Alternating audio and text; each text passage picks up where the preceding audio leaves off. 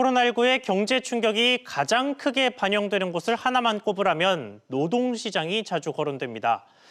경제 충격이 서비스업과 자영업자에게 집중되면서 폐업에 내몰리는 자영업자와 또 그와 연동된 종업원의 실직까지 겹쳐 실업이 계속해서 늘어나는 구조입니다.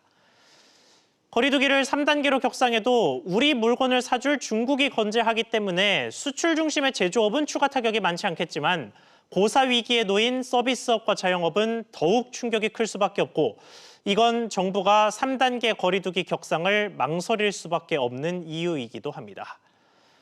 그럼에도 불구하고 3단계 격상이 필요하다면 해야겠죠. 하지만 그러기 위해선 우리 현실이 어느 정도인지 또 3단계 말고 다른 대안은 없을지 먼저 따져봐야 할 겁니다.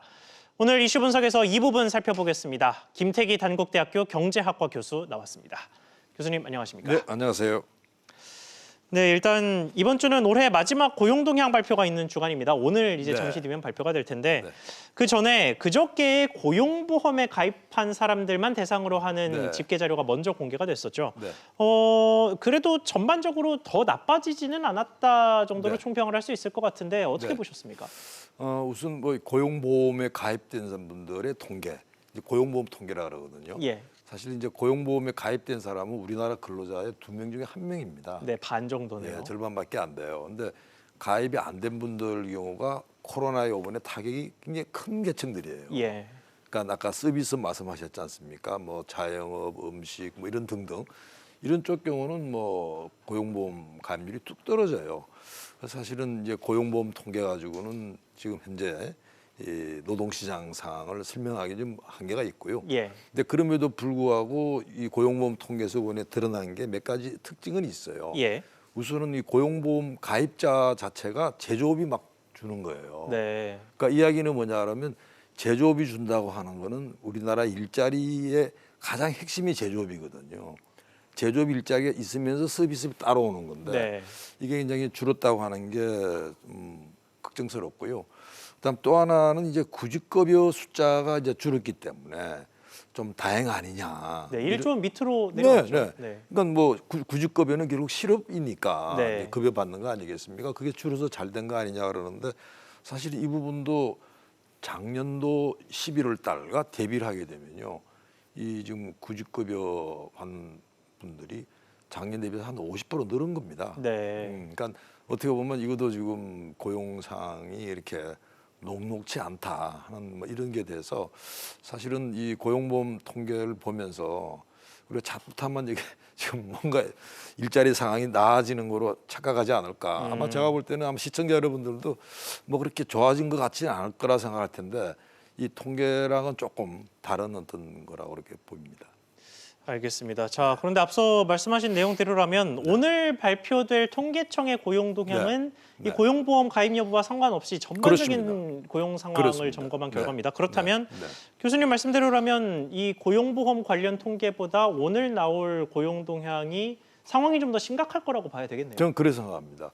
아무래도 이제 이 고용보험 통계는 뭐 그래도 고용보험에 가입할 수 있는 분들 그리고 특히 좀 어려운 분들이 하더라도 공공근로 네. 그러니까 정부가 재정으로 이렇게 하는 일자리들 있지 않습니까? 예. 그것도 정부 재정 지원해주는 뭐 공공사업 이런 쪽 이런 일자리들이 늘어가지고 지금 된 건데요. 예.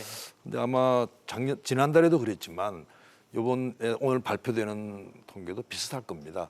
결국 정부가 지원해가지고 하는 공공 일자리는 늘고 민간 일자리는 줄고 뭐 이런 지금 어떻게 보면 뭐 일자리 전체적으로 악화되면서 공공이 메어나가고 뭐 이런 일이 벌어지지 않을까 생각합니다.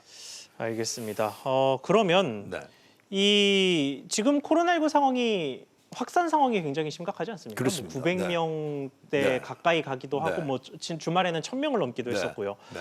그래서 3단계 거리두기를 차라리 해서 네. 모두가 잠깐 고통을 견딘 다음에 조금 낮아진 코로나19 확산세에서 다니는 게 더 편하지 않겠느냐. 네. 뭐 이런 식의 여론들이 꽤 많거든요. 네. 문제는 앞서 저희가 이야기했던 이 취약계층들이 네. 이 3단계 거리두기 때 받을 충격이 훨씬 더 클 거라는 점 때문에 그렇습니다. 우려를 하고 있는 건데 네. 어느 쪽의 선택이 더 올바른 선택이 될 거라고 보십니까? 저는 이렇게 생각합니다. 우리가 이제 어떻게 보면 고통이라 할까요? 그 힘든 거를 오래 갈 것인지 짧고 빨리 끝낼 것인지 이제 선택의 문제라고 보는데요. 예. 전 짧고 어떻게 보면 좀 이렇게 가야 하는 게 맞다. 네. 그러니까 사실은 우리가 이 막 코로나 불안에 맨 있는 것보다는 빨리 이건 종식시키는 게 최선이고요. 또 그에 대한 증거가 뭐냐 그러면 사실은 우리처럼 코로나 방역 잘한 나라로 꼽힌다면 대만 같은 나라 그렇죠. 꼽히지 않습니까?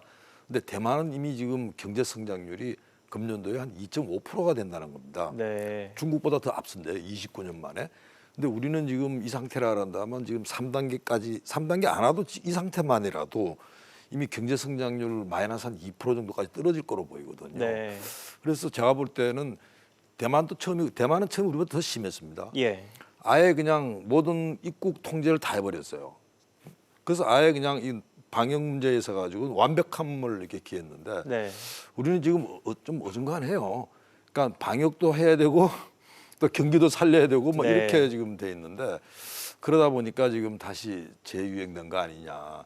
특히 10월 달에 기억나시겠지만 뭐 추석이 있지 그다음에 뭐 소비 쿠폰이 있지 놀이 가지 뭐 이렇게 해가지고 제가 볼 때는 더 결국은 경제도 놓치고 또 방역도 좀 실패한 거 아니냐 이런 생각이 듭니다.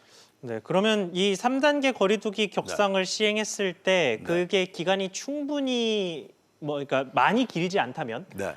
자영업자나 취약계층이 감내할 수 있을 만한 충격에서 끝날 수 있을 거라고 보시는 겁니까? 저는 이렇게 생각합니다. 뭐 기간이 얼마나 될는지에 대해서는 장담할 수는 없지만 예. 우리가 지금 이제 재난지원금이 있잖아요. 예. 재난지원금을 전 국민한테 주는 저는 안 된다는 이유가 바로 거기 있는 겁니다. 그러니까 이 코로나의 아픔이라고 하는 게 고소득층이 아니라 저소득층이거든요. 그렇죠. 그럼 그쪽에 집중해서 주라는 거고요.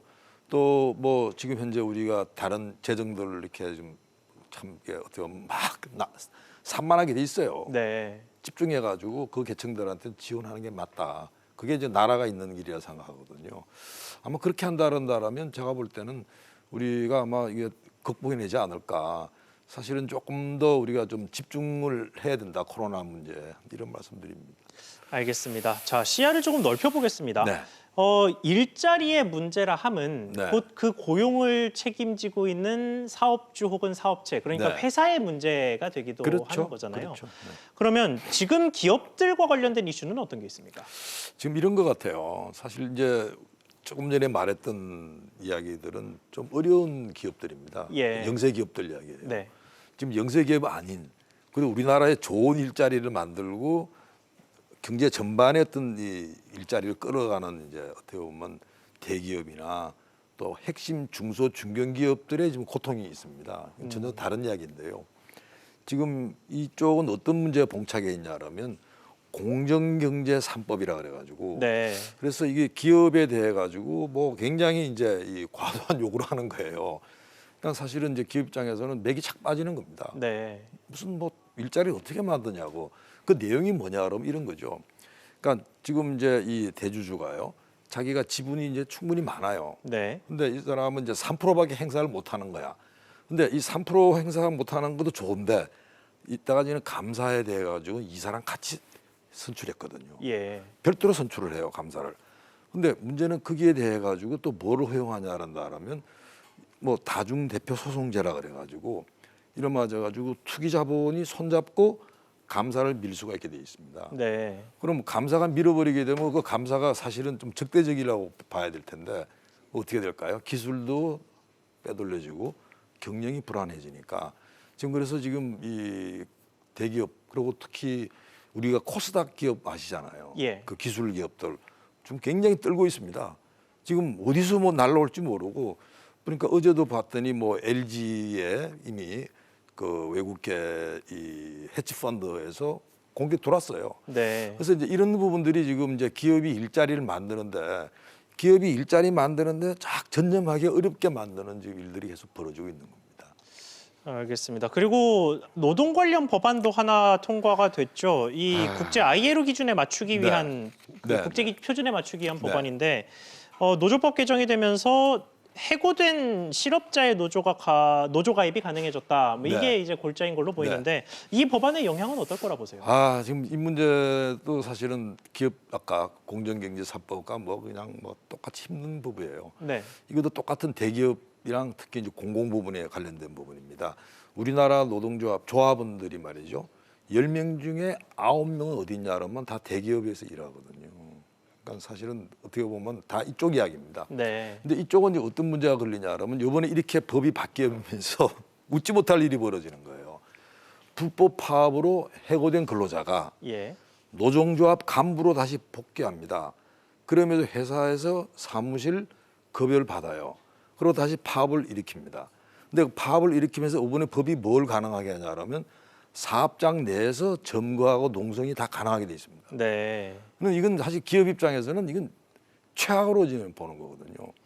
지금 기아차 파업하고 있지 않습니까? 예. 그러니까 예를 들어 이런 문제들 경우 때문에 기업 입장에서는 한쪽에서는 경영의 발목을 잡고 다른 한쪽은 완전히 지금 생산 현장이 노동조합의 장악이 되는 뭐 이런 일 때문에 어떻게 보면 지금 아까 우리 앞서 이야기했던 거는 좀 어려운 이 영세 기업의 이야기였다라면 지금은 대한민국 끌고 가는 대기업이나 그다음에 미래를 책임지는 이런 중견기업들의 어떤 그 애안이라고 보시면 되겠습니다. 네. 그런데 지금 저희가 두 카테고리의 법안에 대해서 이야기를 했습니다. 하나는 네. 공정경제 3법이고 하나는 노동 3법이었는데 네.